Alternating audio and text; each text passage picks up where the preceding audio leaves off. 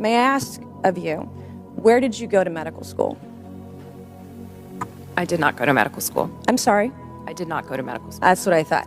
Why do you think you or anyone else at Twitter had the medical expertise to censor a doctor's expert opinion? Our policies regarding COVID were designed to protect individuals. We were seeing... You guys censored Harvard-educated doctors, Stanford-educated doctors, doctors that are educated in the best places in the world, and you silenced those voices. My next question is, did the U.S. government... Oh, excuse me, I have another chart I want to show you, Ms. Gaddy. I have another tweet by someone with a following of a full 18,000 followers. This person put a chart from the CDC on Twitter. It's the CDC's own data, so it's accurate by your standards. And you all labeled this as misleading. You're not a doctor, right, Ms. Gaddy? No, I'm not. Okay. What makes you think you or anyone else at Twitter have the medical expertise to censor actual, accurate CDC data? I'm not familiar with these particular situations. Yeah, I'm sure you're not. But this is what Twitter did. They labeled this as inaccurate. It is the government's own data.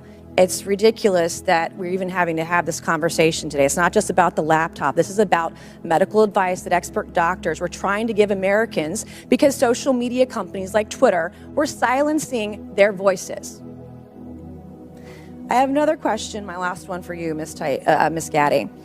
Did the U.S. government ever contact you or anyone at Twitter to pressure Twitter to moderate or censor certain tweets? Yes or no?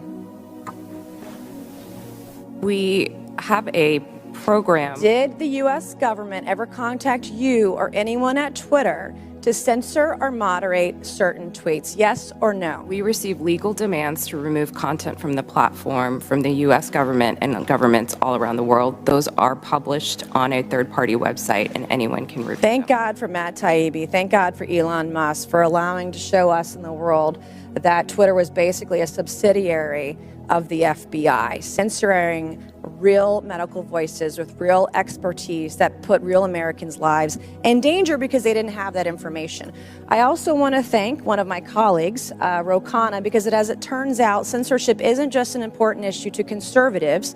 Some of my colleagues on the other side of the aisle, like Ro, found this censorship very concerning, and even wrote to you and to folks at Twitter that he was concerned about the First Amendment being censored. So I want to thank him for speaking up and speaking out about this issue, because this should not be a partisan issue. This should be an issue that's an American issue.